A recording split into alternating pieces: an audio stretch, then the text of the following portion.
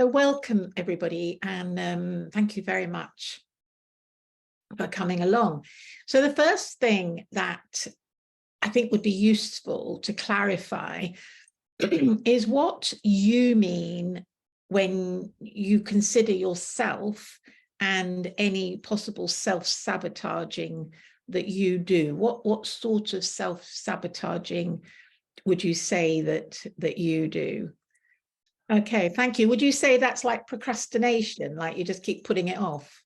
Hi, Deborah. Hi, everyone. I would say that I self-sabotage by repeating behaviors and thought processes that I know don't serve me well at all, and I'm aware of it, and yet I continue to do the same thing over and over again. Right. Yeah. Definitely. Self-sabotage stops us from, moving forward with what it is that we want to do. Absolutely. Okay, so I hope you're going to find this interesting because it might not be quite what you were expecting. But we'll go with it. I've done this presentation once before and people thought it was really interesting. But now that I know more specifically the ways that you feel that you self-sabotage, I will make sure to include those specifically in the presentation. Now, we all self-sabotage. It's a human thing. We all do it. And it's really interesting to look at what is actually going on at a very minute level. And this is why I've chosen to look at this from the quantum level. Okay, just put in the chat how much you know about quantum energy on a scale of 1 to 10, where 1 is nothing and 10, you're like a reincarnation of Einstein. Oh, yeah, fair bit. 6, 4, that's pretty good. 3, wonderful. We've been very brought up to believe in a very mechanical and linear model of life, that if we do X, then we will get Y. And that everything we do and we tend to think is based on past experiences behind us. So we've been trained to think in a very linear way. And this is reinforced by the fact that we live under clock time, which is linear time. Yes, it's based on a continuous movement of a pendulum or flow of water, or even on a sundial. It's a very smooth, continuous movement. And we also have been brought up to some extent to live in what I call victim consciousness. That, we've been told that we are the way we are and that we're always going to be the same, and therefore we'll always get the same. And if you know anything about the law of attraction, is that something everybody knows a little bit about? That whatever you put out is what will come back, because it's like meets like. So if we're putting out that we're victims in some way, and we all do it, then that's what we're going to get back, that we're going to get more of that experience. But imagine that if instead of this very linear perspective, we actually we were open to multiple options and opportunities, and that we had infinite choice and also infinite time.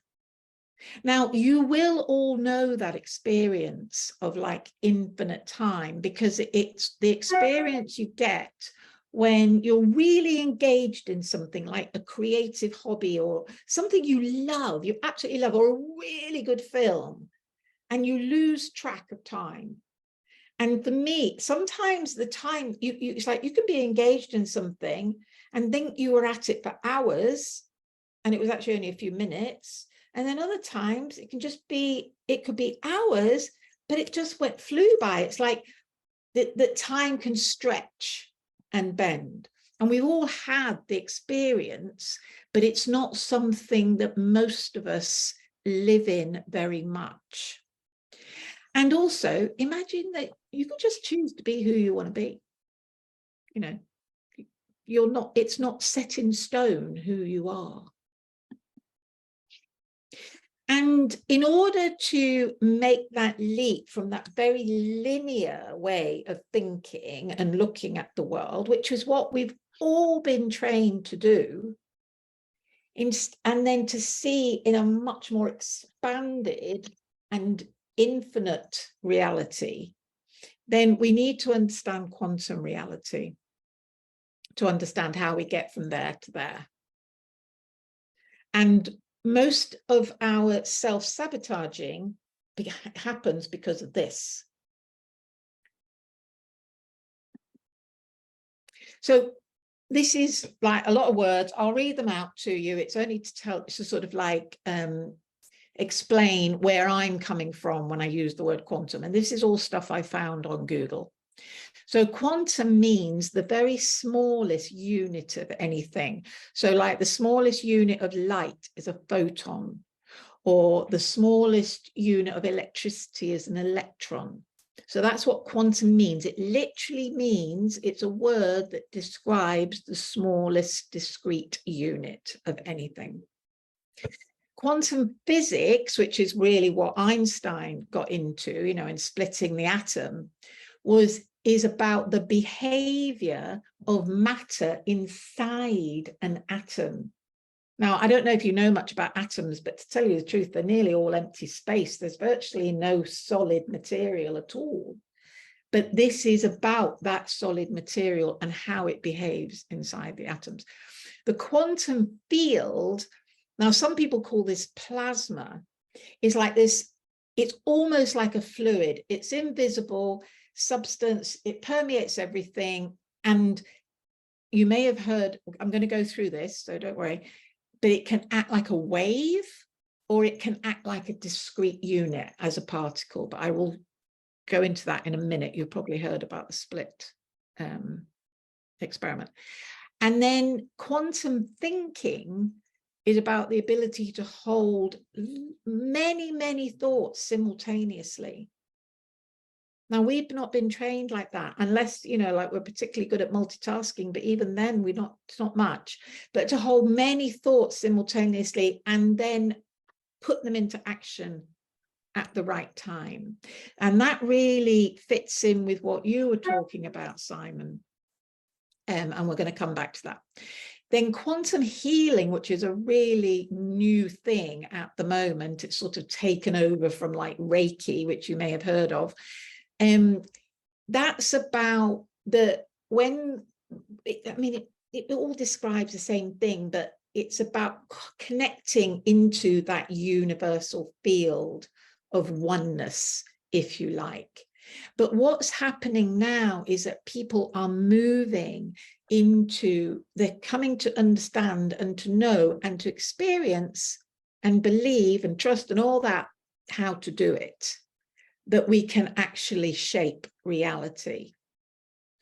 And this is, although Einstein talked about this, and, you know, lots of geniuses have talked about this over the time, it's only really just starting to become more mainstream, this idea that we can work in the quantum field. And I don't know how many of you have heard about this, the fact that it's possible that as a planet and as a species that we are evolving. We're evolving into a different way of operating. And some people would say that is more quantum than the way that we were operating in the past. So why is it important to really understand about quantum energy or quantum field or whatever? Is because we know we live in a multi-dimensional universe. You know, Einstein told us that we've heard about like parallel universes or other dimensions. You know, physics says that has to be so.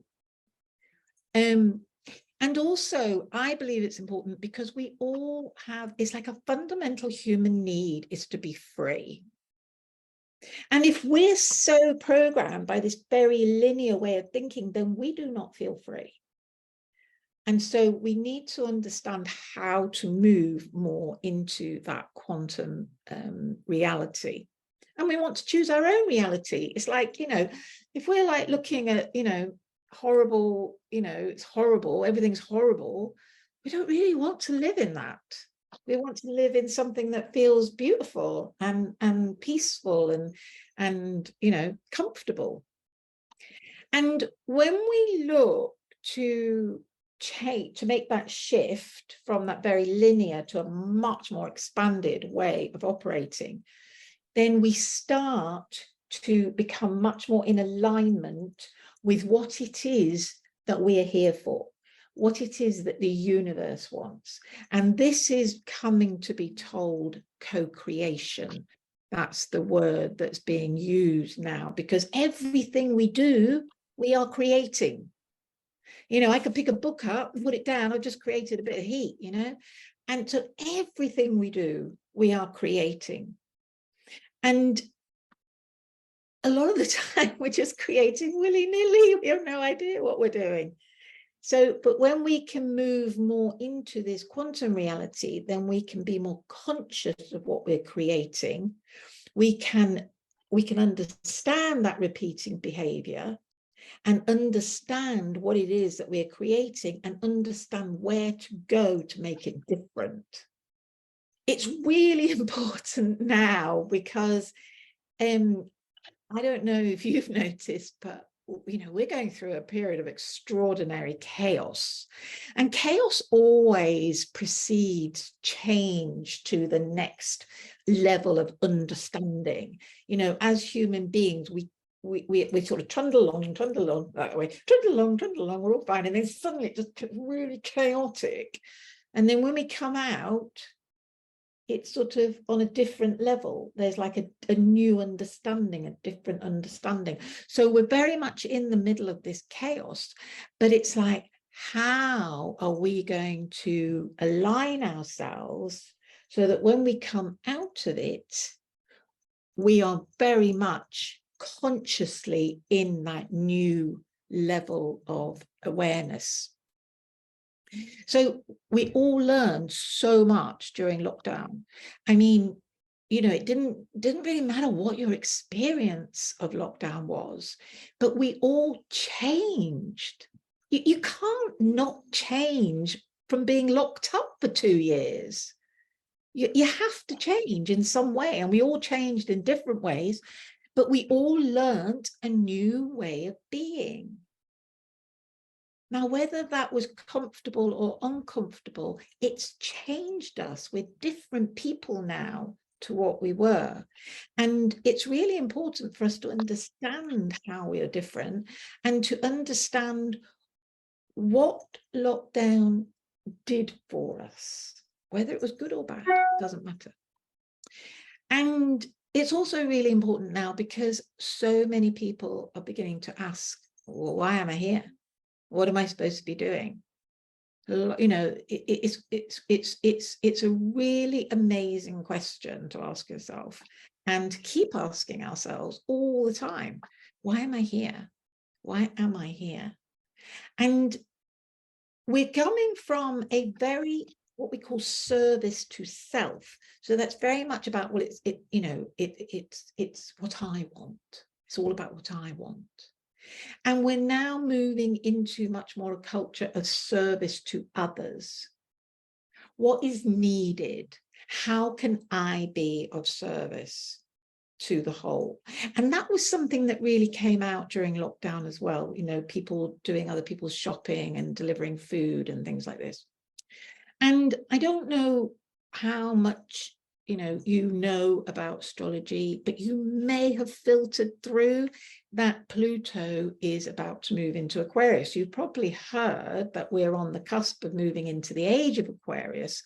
And this is really being heralded by Pluto moving into Aquarius. And Pluto moves very slowly. It's going to be in Aquarius for 20 years. And it's just come out of Capricorn, and it's been there for about 12 years. It changes. And Capricorn rules like top-down authority. It rules like making money, materialism, capitalism. It rules those sort of things. But Aquarius is much more egalitarian.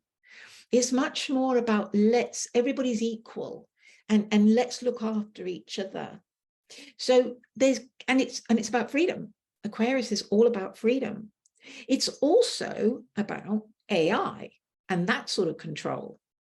Yeah. But everything is a spectrum. You know, it can work very unconsciously, or it can work very consciously. And it's our choice where we work on that spectrum. So at the very unconscious, it's about AI, it's about being manipulated by technology. But at the very conscious, it's about true freedom and that sense of individuals in a community. So we're moving into this new era. So why should you listen to an astrologer? That's all I am. I'm an astrologer. I was a scientist once, and then I became an artist, and now I've reclaimed my astrology. Well, as I just said, everything works on like a spectrum of consciousness. So it can work very unconsciously or very consciously. And why I like astrology is because it just gives me this map, and through listening to myself and listening to other people, I can go, oh yeah, I think that bit might be working a bit unconsciously, whereas that bit you're really using really consciously. So it's very useful as a way of very targeting in very quickly on which bits we're using consciously and which bits we're not. Where do you want to be? Because if we have infinite choices, it's not just this linear projection, then where do you want to be? Because you can choose to be anywhere. You can choose anything. So this is an example of a birth chart. And basically it's like a map, where this is the ring of the zodiac, the constellations around our solar system. These little symbols represent the planets. This is my chart. So it just shows where the planets were in the heavens at the time that I was born. And so, for example, Saturn is one of the planets that definitely self-sabotages us. So here's my Saturn. We've all got Saturn. Mine is in the 10th house. And that is the house of career. And I literally started getting my pension a few months ago, and I have just launched my first career. It's like, I've never had a career. It's like, I didn't want to go there. I would self-sabotage all the time, or I just didn't, you know, whatever it was, I'd put some brakes on, or I'd procrastinate, or couldn't make up my mind, didn't know what I wanted to do, But as I got older, we all come to learn how to work with Saturn. And Saturn is brilliant at planning, and it's brilliant at teaching. So suddenly, like, since I started waking up a bit and like raising my consciousness a little bit and sort of really looking at Saturn, I'm like, oh, okay, yeah, look at it. I'm teaching. All I'm doing now is teaching. And there's Saturn in my career. Saturn is the teacher. And I'm having to plan my days. I'm having to plan my, you know, my work as an entrepreneur, to make sure that, you know, some work happens, but I have all the benefits of being an entrepreneur, which is having like free time when I want it. So Saturn, we've all got Saturn in our charts. It sits somewhere, and it's always getting us to learn by giving us a hard time. And there's another planet that gives us a hard time as well, this one, Pluto. That tends to be a hard time of a different nature.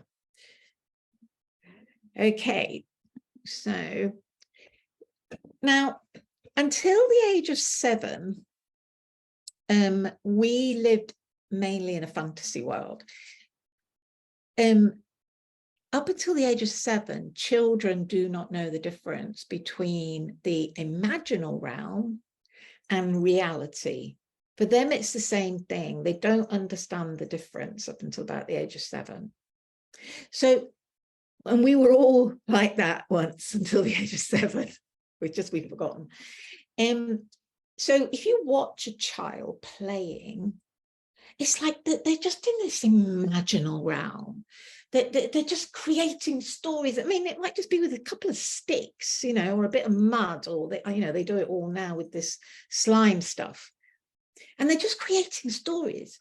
And as they're doing it, they tend to build, they tend to make things. And obviously, the more they do this, the better and more skilled that they get at it, until a child that is left unmolested is just allowed to get on with what it wants to do. They're usually experts by the time they're 12 in whatever it is that they have chosen to dedicate their time to. But most of us got whisked away at age 7 or even earlier and put in the square boxes, basically, in classrooms where we had to sit still and we were fed information. So instead of reaching for the information, instead of reaching into the imaginal realm for the information, we were fed. We've been fed information. And we've already, during our first few years, had parents going, oh, it's a boy or it's a girl. So we come, I'm a boy, I'm a girl. Oh, we're going to call it John. I'm John. Oh, it's a beautiful baby. I'm beautiful. Oh, it's a clever boy. I'm a clever boy. Oh, she's a selfish girl. I'm a selfish girl. It's like we get this constant imprinting of who we are. So we have this very strong sense of I am. I was told I was selfish all the time. Yeah, I grew up, I'm selfish. And that's how I get triggered. It's like something happens to me that has got remotely anything to do with the fact that I might be selfish. I'm triggered immediately and I'm wiped out. Sometimes I have to go and lie in my bed for 2 hours. So we all have things that were programmed into us at a very young age that are now triggering. It's like they come and bite us. And we've all been indoctrinated with whatever it was that they wanted to teach us at the time. And I can tell you what they're teaching kids now is pretty scary. So I just thought it'd be interesting. So, and also, it's during those first 7 years when we create our values. The values that we are always going to live by, that we are always going to, that are the most meaningful principles for us. And of course, we create our adult identity. Are we going to be a studious person, or are we going to be a wild person? But what happens is that up until the age of 7, we're like this wild child or this magical child. We are wild and magical in this imaginal realm. And then it sort of gets locked away. It's like, oh no, you got to learn now. You got to learn how to cross the road. You got to learn how to tie your shoelaces. You got to learn how to read. We have to learn all these things. And we're basically taught to fear life. So I was very struck by this concept and decided to have a quick look at the different things that different generations were taught to fear. So, for example, in the 60s, when I was a small child, we were taught to fear the communists. In the 70s, we were taught to fear nuclear war. In the 80s, we were taught to fear drugs and HIV. Sex. In the 90s, we were taught to fear the ozone hole. And in the noughties, we were taught to fear Muslims.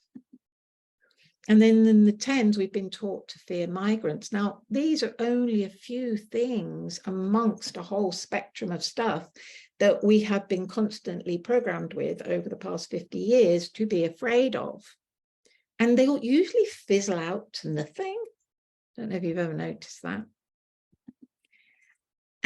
But children are now being taught that the planet is dying. My friend's 8-year-old, I went to see her art exhibition, and they had a video that was all about the planet's dying, the bees have died, no more food, we're all going to get in our rocket and go somewhere else with my friends. And I asked her afterwards, I said, do you think everybody can go on this rocket? Where are you going to go? She said, oh, we'll go to one of those space stations. And I said, what, all 9 billion of us? I said, it won't be you, darling. And even more worrying, even at 8 years old, she is being taught that she may have been born in the wrong body. And that even though she has been told she's a girl, she might not be. She might actually be a boy. And that, you know, that's her choice. She can do that if she wants to. I'm not saying that people do not struggle with their genders, but to teach that to very small children, that is like a programming, and it's not a choice. They're not choosing to think about these ideas. They're being told things. And we've all had it. We've all had it, loads of it. And what happens is that it becomes embedded in our DNA. It's like our DNA is like an antenna, like an electrical antenna. And as we pick up all these messages, it all gets embedded in our DNA. And then it just keeps reproducing itself all the time. And even we're passing it down genetically when we have children and things, the same thing. And it's the negative stuff is embedded by cortisol, which is the main stress hormone. So whenever we're stressed, we're releasing cortisol, and it's embedding these fears into our DNA. This is called the science of epigenetics. And I have done other masterclasses that have been more specifically about this. So we've got this modern human that has really been quite programmed to work in a very linear way. It's got a lot of fears, got certain fears infiltrated. And we all dress the same, we all do the same, we all have the same lives, we all live in the same houses. Everything is like, you know, we've become very monotonous.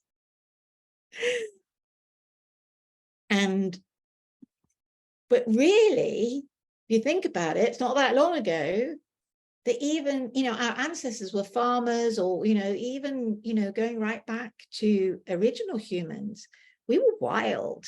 We were pretty wild. We're animals. Animals need to be wild. And what's happening, you know, is even, you know, all our food production, it's all very linear, all very neat and tidy. Everybody lives in very neat and tidy sort of environments now. That's not how natural life is. Natural life is random. It's meandering. It doesn't go in straight lines. It all gets all mixed up, and it all supports each other and helps each other out. So when we're feeling like self-sabotaging, a lot of it is really got nothing to do with ourselves. It's more to do with all this information and all this stuff that we have taken on board. And one of the things that I really notice is that one of the key things that we do that self-sabotages is this sense of having to be in control of some aspect of our world, and we all do it. Whether we have to be in control of our money, whether we have to be in control of time, whether we have to be in control of washing our face or washing our hands or locking the door, it doesn't matter. Or other people. A lot of people have to be in control of other people, and they get very angry when the other person isn't doing what they want. But this is how we become victims. Because when we want to control something, it becomes linear, it becomes very focused. And then it's no good. So we have to let go of that sense of control. We have to become wild. Sorry.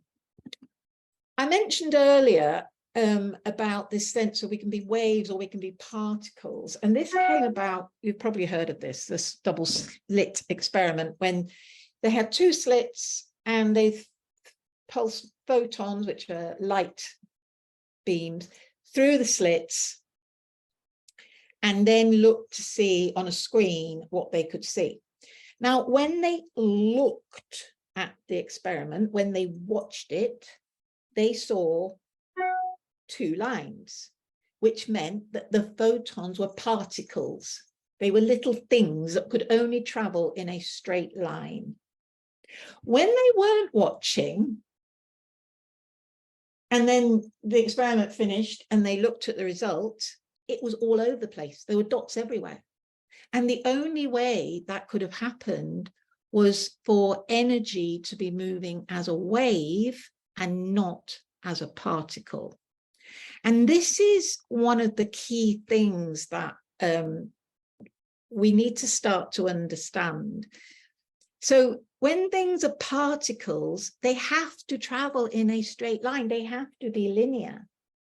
And that happens when we're too focused, when we're just totally, I've got to do this, I've got to do this, I've got to do this, I've got to do this. When we're completely focused on something in that way, that sense of control, that's what happens. But if we can let go of that need to control and just be, you've probably all heard that expression about being in the present moment, being in the now, mindfulness, because in the present moment, in the now, there is no stress. There isn't any. Just sit for a moment and just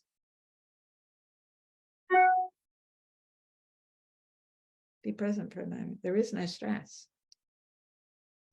But we don't tend to live very much in that state. We tend to live either in the past or in the future. We're either regretting what happened before or worrying about what's going to happen. It's not very often we're just present. We're just in this moment and riding the waves of energy.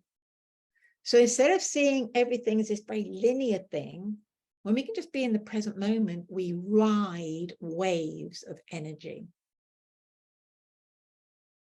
And you may have heard of Eckhart Tolle. He talked about the power of now. And that's what that's all about. It's about being able to ride these waves of energy. So we've got two main energetic centers in our body. We've got our brain and our heart. Our brains operate in space and time. So it's very linear, very fixed. But our heart operates in the quantum field. Our heart doesn't think in the way our brain does. It operates, it moves in a different way. It's sort of like it's, anyway, lost the words. And I'm aware I'm taking a long time with this. And, we are electromagnetic beings. I mean, that's, been known for a long time. We emit electromagnetism. And what they discovered is that the energy that is emitted from the heart goes in like a toroidal field, like a donut. You may have heard of this. And that this is what is part of that sort of quantum field. And that actually our heart energy is, I've heard different times, different amounts, but it's definitely more than the electromagnetic frequency that comes from our brain. So we are really, I don't know if you may have come across this, that we're becoming more heart-centered, becoming more heart-led. You may have heard of heart math. Useful thing to look up, heart math. And it's all about the power of the heart in terms of the vibration that it can send out into the world. And it's the heart field that influences our brains. And ultimately, everything emanates from our state of being. So if we can be present and calm in that moment, not feeling stressed, then we emanate that calmness, that stresslessness. And sometimes it can be really hard in certain situations to come like from that really heart space, but most of us can drop into compassion. Most of us can have empathy for somebody. You know, we are all emotional beings, and I don't think that most of us are totally heartless, and we can have some empathy. And as soon as we move into compassion and empathy, then it immediately brings energy into a more smoother, more quantum, more higher vibration sort of field around yourself, which then influences everything around you. So, and it's important to have this for ourselves as well, that when we're going, oh, I've done it again, I don't know, it's going, no, okay, it's fine. It's fine. You're tired. It's fine. Just ease out. We can have compassion for ourselves. And that's the easiest way to overcome self-sabotage. It's just to be kind to yourself. So how can we raise our quantum abilities? I talked earlier about how, we're told who we are in the first 6 or 7 years of our life. And it's very interesting to actually look at your phrases. I am.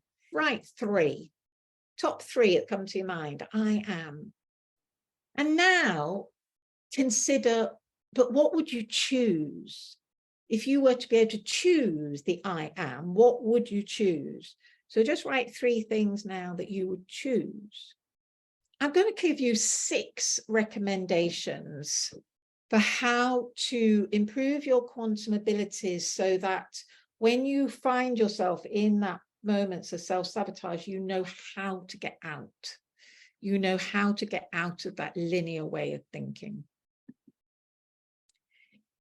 So one of the things that I'm very aware of is that people will complain about the past or the present or the future and don't really understand that when they're complaining, when they're giving out negative energy, that is what you bring back.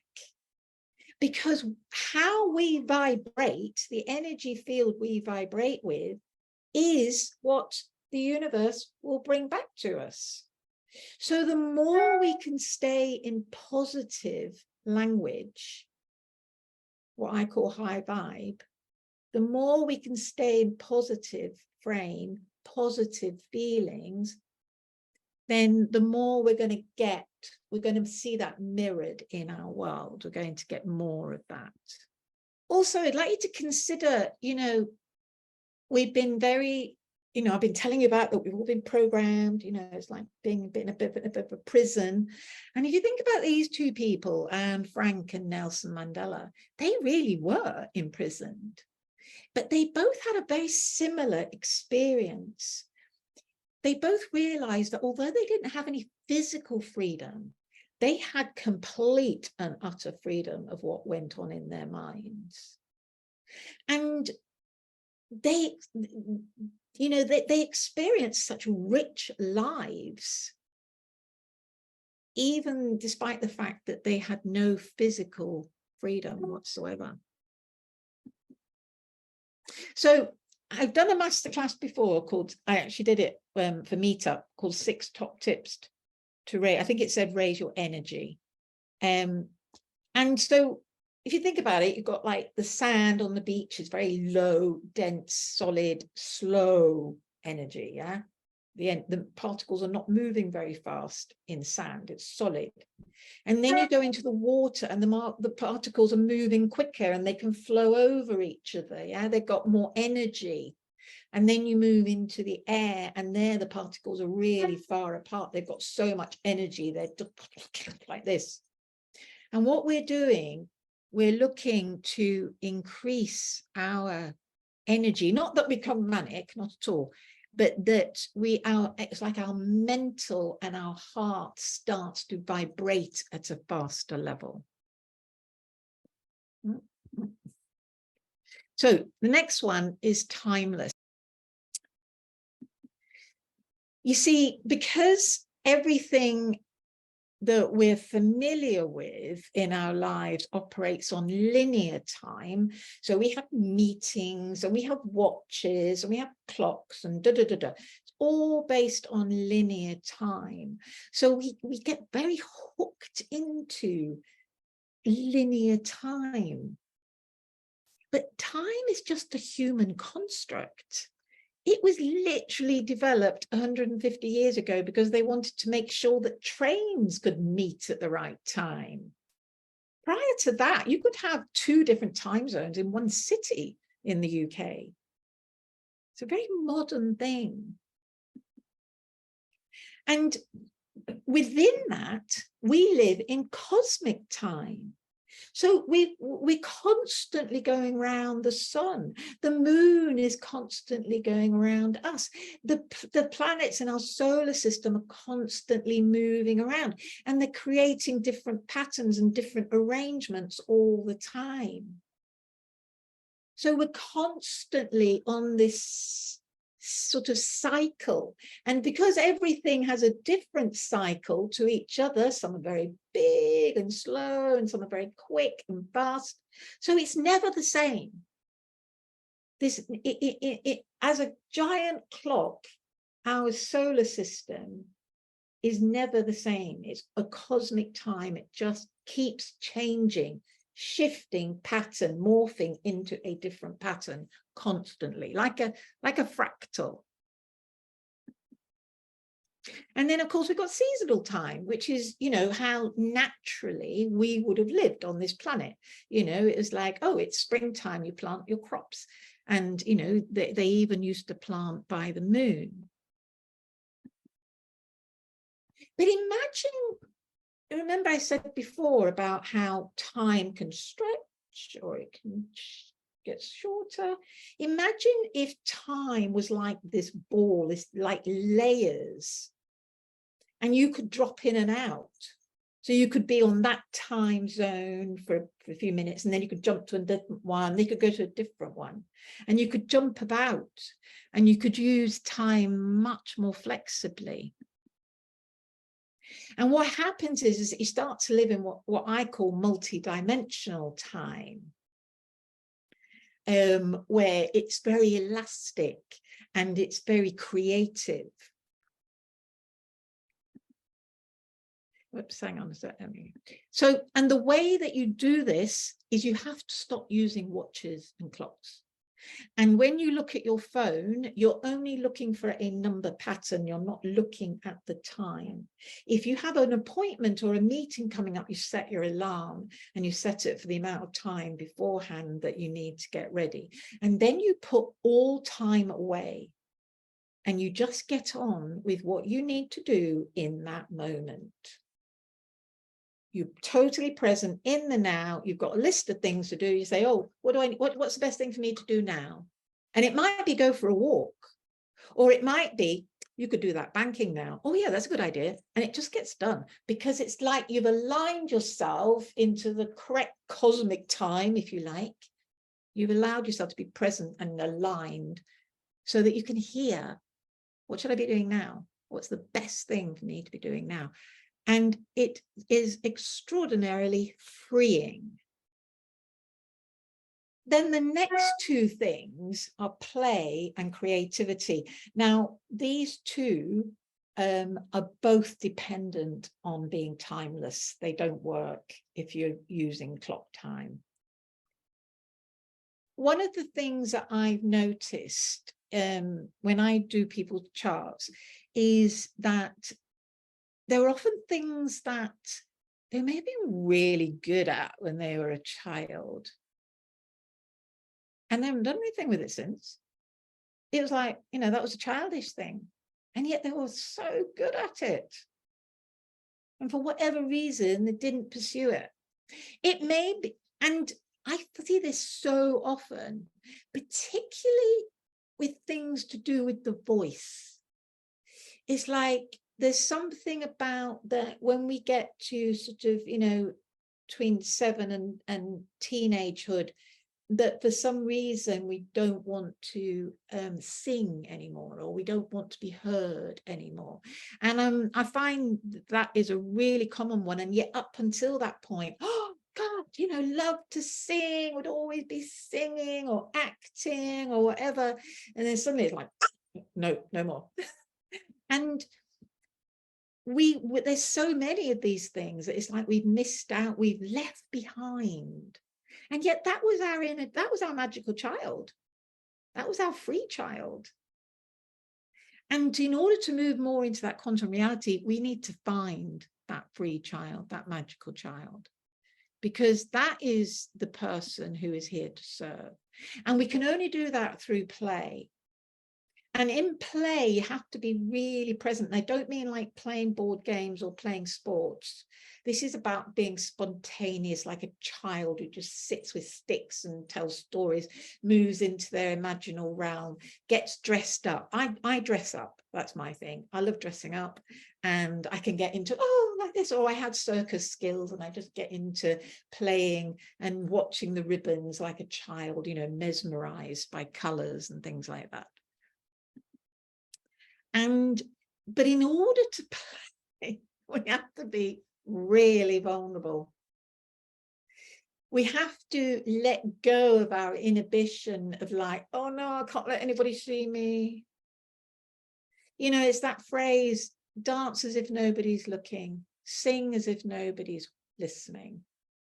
I can't remember what the other one is. And we have to be curious. Because if you notice, that is what is magical about children. They're curious. Oh, how does that work? Oh, that's interesting. Tell me more. You know, we have to be curious. And we're not very curious as adults. We have to be able to imagine. So we have to be able to imagine, start just by imagining what something's going to look like, you know, or whatever. You know, start with simple things, but we really have to move into our imagination. And we have to have a sense of wonder. Not many adults have a sense of wonder anymore. You know, not many adults would just go, wow, that's amazing how a bird can fly, you know, and just have that sense of wonder at them, you know, how amazing the world is or whatever. And then creativity. We're all creative. You know, as human beings, that's what makes us different to every other animal, is the fact that we're creative. And this guy did this experiment in the end of the 60s for NASA, and he tried it out on kids, and he discovered that 98% of 5-year-olds are creative geniuses, but by the time we get to adult, only 2% of us are now creative geniuses. And it's because we're not creating anything. We've been imprinted with all this information, and you do it like this, like this, and like this. So we're never going anywhere. We're never playing. We're never exploring. We're never experimenting. We're not, you know, we're not creating. We're not creating anything. I mean, we may do some dinner, do some cooking, but is it just by rote, or are you genuinely like, I wonder what would be nice with this? Oh, I know what that means. Do you know what I mean? It's that, you know, looking for those inspirations, wanting to be inspired while we're doing something. And it can be so many different things. For me, it's making clothes and stuff like that. And for other people, it's making music, or, you know, could be anything. But it's that sense of you just love doing it. You just want to do it. And how much time do we actually give ourselves to really do the things that we really love to do? And in order to be more creative, we need to be freer. We need to let go of that sense of like, oh no, I can't do that. I haven't got time to do that. Or we've got more important things to do. We need to free ourselves a bit. And we need to be able to lose ourselves in something. So we're just totally immersed in what it is that we're doing. And in order to do that, we have to let go of time. because you can only really immerse yourself and get lost in the experience of creating something when there are no time pressures. And we have to follow our passion. And not many of us do that. So we have to know, what is our passion? What is it I love to do? And then do it and make sure that we do it. And one of the things that I'm passionate about is dancing, singing, improvisation, and what I call jamming, which means that everything is spontaneous. So the music, the drumming, there's no set rhythms. You're just listening and just going for it. Dancing, it's not a specific, it's not like ballroom dancing where you've got specific moves that you have to do and there's a partner in that. No, this is completely like, like a child dances and just flings themselves about, so dance like nobody's looking. And when we move into that space, whew, in fact, someone approached me the other day. I was dancing to a busker in the street, and she came and she said, dancing is the easiest way to connect to source. And I thought, actually, she's right. And until we were civilized, we did loads of dancing and singing and drumming. If you think of African tribes, they still do. And we all did, but we haven't for a long time. And most of us would feel very uncomfortable about being able to let go and do it. And yet it is so freeing and it's so joyful that when you can actually let go to that extent. And so I've got two more. Now, there's I heard this years ago. I don't even know where it came from, but it was a Native American tribe who had two routes to connecting with the divine, being more spiritual, being happier, being more joyful. And one was through beauty. And it's an easy one, because we live in such a beautiful world. And when we move our awareness to beauty and we just go, wow, that's so beautiful, we immediately open our hearts into that quantum field, quantum reality. It's immediate. And the other one, the other path they said about was gratitude. But it's not like writing a journal. Oh, I'm really grateful for this and I'm really grateful for that. Oh, you've got to feel it. You really have to feel it. You have to really look and go. You have to really feel it. And that, again, is very heart grounding and it sends out beautiful electromagnetic radiation out. And therefore, we bring that back to us. We're going to see more of that in our lives. So I've gone through 6 sort of like little tricks, if you like, on how you can raise your electromagnetic vibration. And most of them are things that you can do instantly. Once you drop into that sense of now, you can go, oh, beauty, find something beautiful. Oh yes, oh yeah, okay. Or thank you for this, thank you, I really appreciate it. It's very quick to move into those things when we're feeling like not great and like overwhelmed and the self-sabotaging. And in that present moment, we're free to be who we want to be. It was something that a lot of us experienced during lockdown, because we didn't have to pretend to be anybody else. We didn't have to go out shopping and get dressed, or we could hang out in the pajamas all day if we wanted to. We could be who we wanted to be. And a lot of people really struggling now with they've discovered this new identity, but it's like, do I have to be like how I was before? Do I have to go back to that? And there's a lot of confusion. It's all part of this chaos that I talked about before. So now I would like you to write down 3 I am statements that when you're in that very quantum state, that quantum field, what would you say about yourself?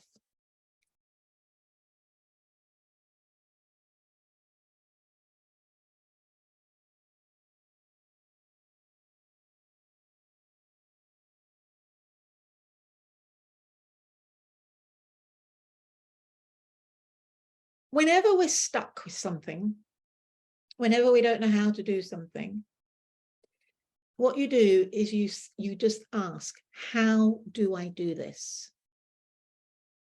Don't try and control it, because you'll only use the practices that you've used in the past, because your brain doesn't know about anything else. It can only use what it's used before. So don't go there. Just ask, how can I resolve this situation? Move into your higher vibration in whatever way you choose, and the answer will come to you. It might not come to you immediately, but it will come to you. And you'll go, oh yeah, that's a good idea. We all want love. We all want to, have that experience of love. And when we self-sabotage, it's generally because we're not loving ourselves. Because when we love ourselves, we will have compassion and forgiveness for ourselves when we make a mistake, because everybody makes mistakes, and really it's like we're saying to our inner child, it's okay. It's okay. Everybody makes mistakes. You didn't mean to do something wrong. You didn't mean to be a bad person. Be kinder to ourselves when we feel like we're, doing something wrong, and let it go more quickly, because we understand that the more we hang on to it, the more that's what we're emitting into our electromagnetic field around us, and therefore we're just going to get more of it. So it's really important to make that change, make that shift, to say, no, I'm not going there. I'm not going into that negativity.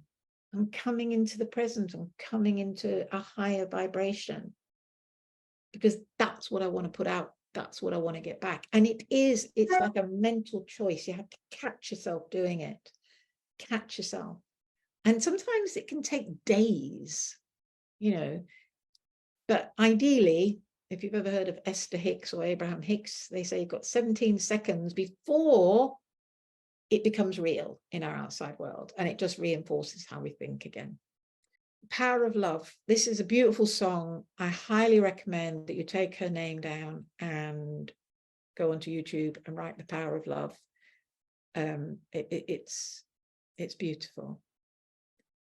And when we understand the power that we have in this present moment in the quantum field, wow, that then we start to really create magic.